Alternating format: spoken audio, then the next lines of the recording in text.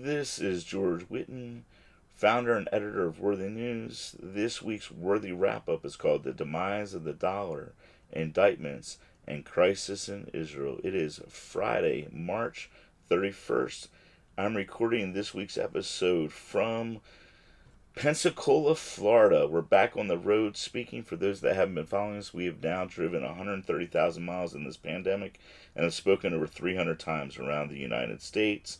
And so we are going to go ahead and do this while I'm on the road. So buckle up. Hopefully we don't have any sound issues, but hey, life is life. We'll just go with it.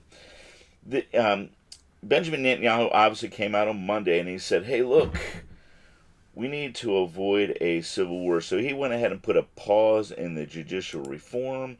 And this actually kind of started another situation where there were people coming out for judicial reform in Jerusalem and in Tel Aviv. It wasn't really covered by the press, but things are happening and things are happening now, and it's quite interesting how the situation in Israel is radically changing.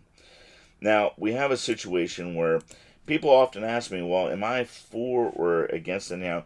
I'm actually for all politicians. I really believe this passage in Timothy really explains it well. It says, look, we need to pray for all the kings and all the leaders in our lives. And we need to just go ahead and lead a peaceful and quiet life, godly and dignified in every way. And Paul then, he says this, let every person be subject to the governing authorities. For there's no authority except from God.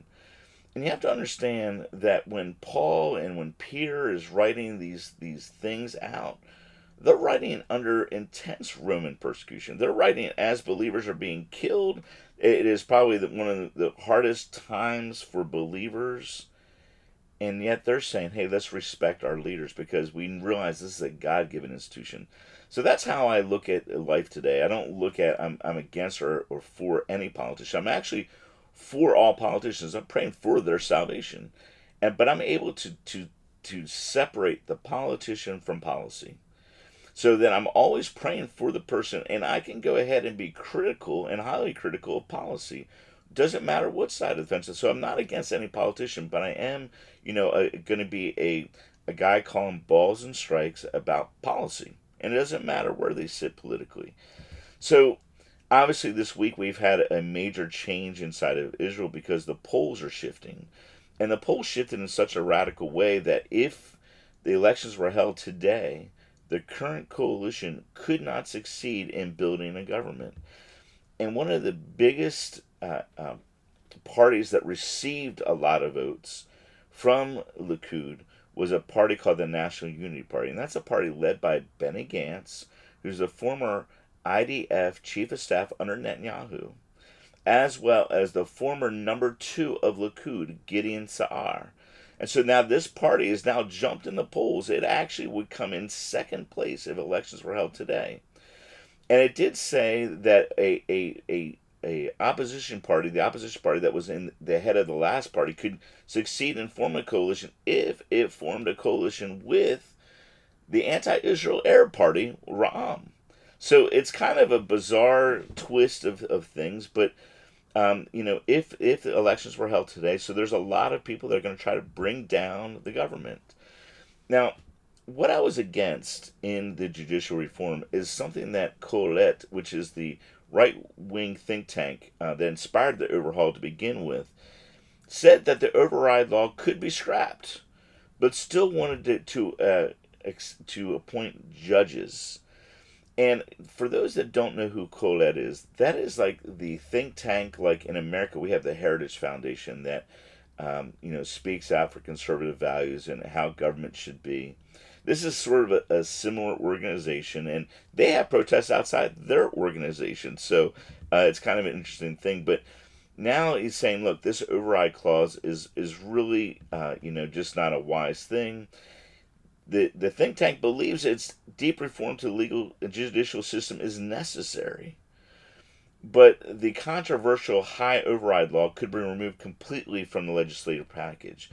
And the whole reason why we're seeing the push for this override bill is because the Haredi parties want to pass laws that would keep draft exemptions for the constituents.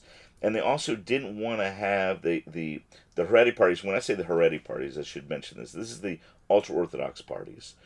These parties want to have a way to pass legislation that can't be overridden by the courts.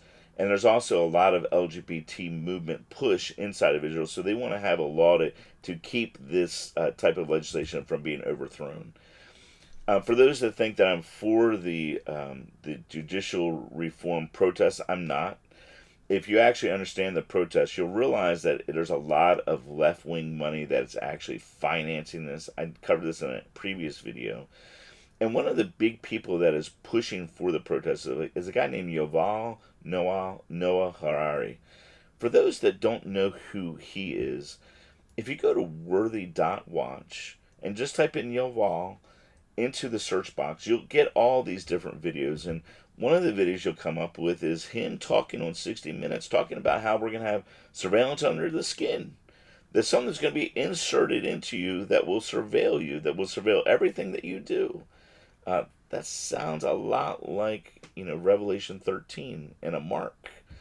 Another thing was that he talked about a change of religion. He talked about religion was going to come from not the Middle East, but from Silicon Valley. That a new religion was coming in, that the future of humanity was that humans could upgrade themselves with, computer technology. And he said if we could succeed in doing this, that we would go beyond the God of the Bible. Really, really crazy stuff. But these protests are continuing inside of Israel, and what it's trying to do is trying to basically thwart the entire Netanyahu government, try to bring down the government completely. So this is going to continue, even though there is a pause in the reform. Now, Yesh Atid, the head of Yesh Atid, Benny Lapid, has done a brilliant strategy move here, because he's calling for the creation of an Israeli constitution. And he says, look, we would be ready to enter in these constitution, but we believe that the prime minister is bluffing. Well, why does he say this? Well, for one thing, for the reason why Israel hasn't formed a constitution, and they've been calling for a constitution since its formation in 1948. And the reason why we don't have one is because the Haredi parties, or the ultra-Orthodox parties, won't sign a piece of paper that will give authority like the Torah. And so you can understand their position. They're not going to go ahead and try to give authority to something that's not their authority. So in doing this, he knows that if Netanyahu comes into a coalition agreement, or try to create a constitution, he's going to have to do it without the Haredi parties, and he's going to try to break the coalition between Netanyahu and the Haredi parties. And if he does that, then Netanyahu can't form a government. And in doing so, they want to try to create a constitution without an influence of Judaism. I'll say it like that. For those that don't know, Benny Lapid's father used to run a party called Shinui. Shinui was change. He was one of the anti-Orthodox leaders in the early 2000s. If you get a chance to go ahead and look up his father, and give you an understanding of where he's coming from. Meanwhile, Israel is facing threats from all over. This past week, we've had 2 different military strikes near Damascus, and so that's continuing going on. There's this covert war, this secret war that's been going on for a long, long time. Now, Russia and Iran just are near signing a long-term cooperation agreement. We just covered this yesterday on Worthy News. And for those that don't know, it's kind of interesting because, there was another article that I found interesting, that the Natural Authority is requesting $5.5 billion a year to protect vultures. Now, Russia and Iran are putting together an agreement. It's really, the formation of the Gog-Magog. And the whole premise of the Gog-Magog war is talking about a time when the birds of the air and will have a great feast on the mountains of Israel. And this is the exact same language in Revelation 19. I covered this in past videos. I would suggest watching those videos when I talk about Gog-Magog. But the irony is that the state of Israel is now spending money to protect vultures. at the same time, when you're seeing the governments that are aligned in the Gog Magog war start to come together in with different agreements. Now, last Saturday there was a major attack within inside of Syria, and the Iranians are trying to push the United States out of Syria. But this week, startling, I didn't even realize how many attacks had been happening. But um, Defense Secretary Austin came out and said that U.S. troops have been under attack 83 times under Biden. 83 times. That's mind-boggling that there isn't a response with that many attacks toward U.S. The U.S. military. Now, meanwhile, a big shout out to Stephen Boss, who I had covered this story. The U.S. dollar is losing its status as the world's reserve currency, and we're seeing now the collapse of governments using the dollar to trade. And so, Putin and China went ahead and worked out an agreement to trade between them using the yuan. And we also saw the same agreement between Saudi Arabia and China this week. We saw the same agreement now. We're seeing it. There's another article that I have Stefan working on that China is now working with Brazil to trade. So all the BRICS countries, and when I say BRICS, it's Brazil, Russia, India, China, and South Africa. Those countries are now working out agreements and working out arrangements with China to trade outside of the dollar. If the dollar loses its reserve currency, we're a paper tiger. Now, most people don't realize that the banking system is really under duress. This is an article we posted on last Sunday, talking about they're sitting on $1.7 trillion of unrealized losses. And the banks are sitting on these losses, and what we're seeing now is that there's millions of dollars that actually were pulled out of banks last week. So this is coming at a time when the U.S. government is trying to, or the Biden administration is trying to push forward a budget, and a budget that actually sends the U.S. even into deeper debt. That we're now looking at a debt of $43.6 trillion by 2023. And that would, the federal spending of the deficit, or the federal spending of the interest rates, would be so great that 25% of our of the revenue that they collect would just go to interest payments. We're going down an avenue to see how does the United States, how does it come out of prophecy? How is it no longer part of prophecy? Well, if we are no longer the reserve currency of the world, if the dollar loses its value and is no longer the reserve currency, then the U.S. will become a paper tiger. And so this is kind of where we're heading in prophecy. Now, also on Sunday, Ukraine had basically the Russians had placed nuclear weapons in Belarus, and Ukraine condemned this. And so now we have nukes parked in Belarus, and this is kind of a new development as we're talking about a lot of things that are happening. Now, for those that don't understand my position with Ukraine, quite frankly, there are new good guys. Putin is not a good guy. Zelensky is one of the most corrupt politicians. The Ukrainian government that was installed is not fighting for democracy, despite what the media is telling you. They have shut down every voice that's against them. They've actually, brought. They're not protecting religious freedom. Quite frankly, there's Ukrainian. Within the Ukrainian Orthodox Church that are absolutely terrified of the Ukrainian government. And so we've been covering this from the get-go.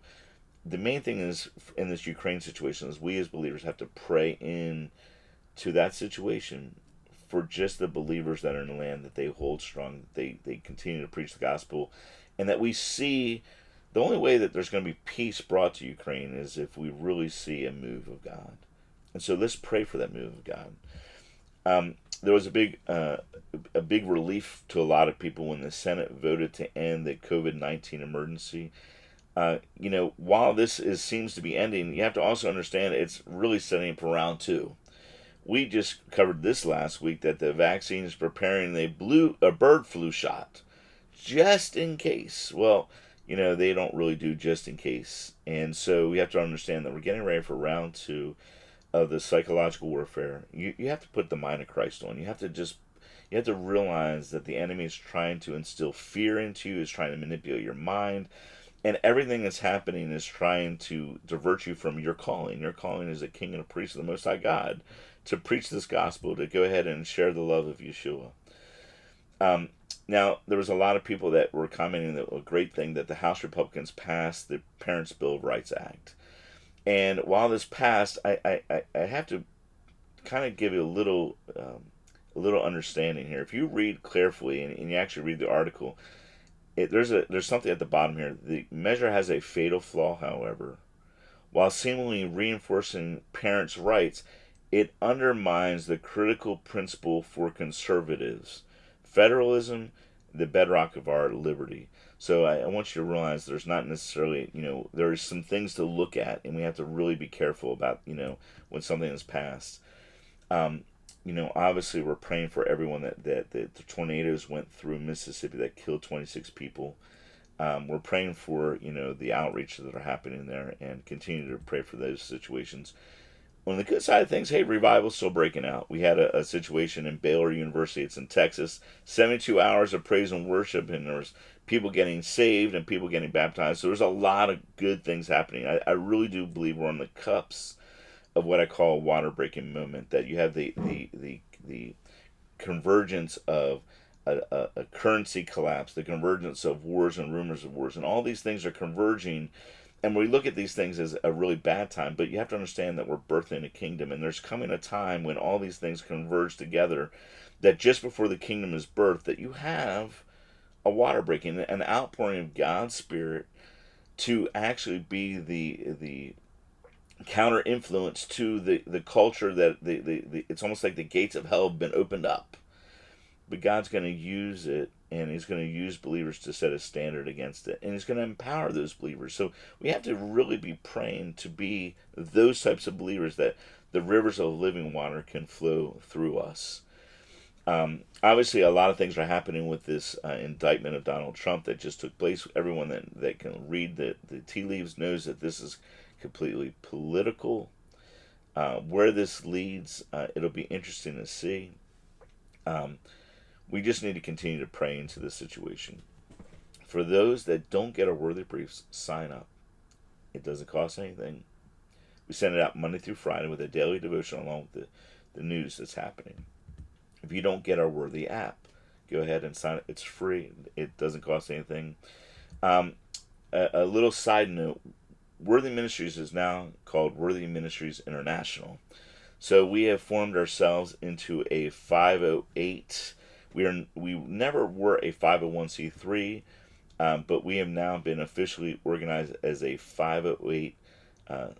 And for those that don't know, a 508 basically is different from a 501c3 in the sense that we are now operating as a church that can go ahead and continue to do, donation receipts and everything like that, but we're not giving up our rights to go ahead and give up our free speech rights.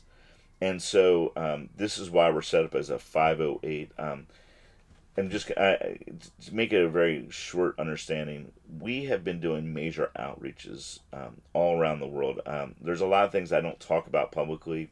We just did a major outreach in a Muslim country via Zoom. We just shared the gospel to nearly 500 people in this Muslim nation.